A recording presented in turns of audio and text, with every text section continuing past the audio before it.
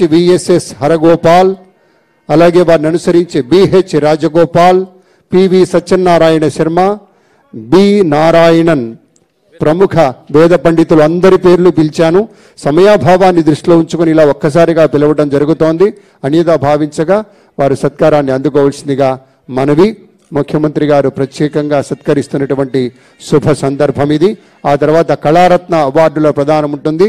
వారిని కూడా 10 మందిగా పిలుస్తాము. మీ అందరికీ అక్కడ ఆఫీసర్స్ ఉన్నారు, ఒక్కసారిగా రావద్దండి.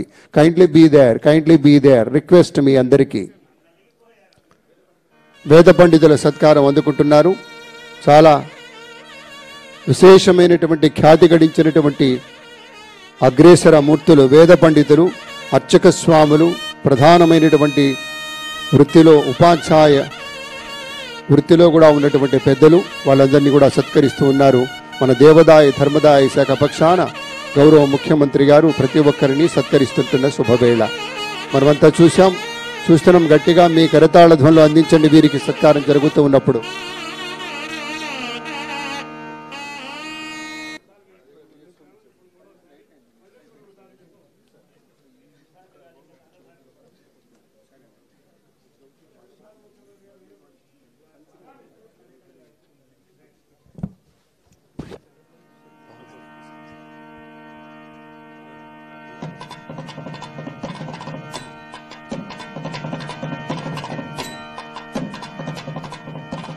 వేగంగా పురస్కారం అందుకొని ముందు కదలాలి పెద్దలు. వయోవృద్ధులు కాబట్టి పెద్దలు కూడా వారిని చక్కగా గౌరవిస్తూ ఉన్నారు.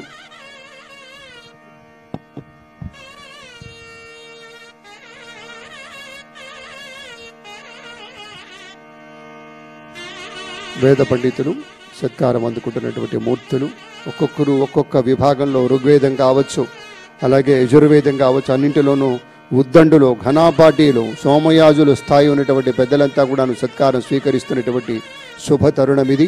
విశ్వావసునామ సంవత్సర ఉగాది వేళ ఇలా పండితవర్యుని సత్కరించుకుంటే రాష్ట్రానికి మంచిది అనేటువంటి ఉద్దేశంతో ప్రభుత్వ పరంగా గౌరవనీయులు పర్యాటక శాఖ అమాత్యవర్యులు, సాంస్కృతిక శాఖ అమాత్యవర్యులు శ్రీ కందుల దుర్గేష్ గారు, దేవాదాయ ధర్మదాయ శాఖ అమాత్యవర్యులు ఆనం రామనారాయణ రెడ్డి గారు పెద్దలంతా నిలబడి సత్కరిస్తున్నటువంటి సందర్భం ఇది.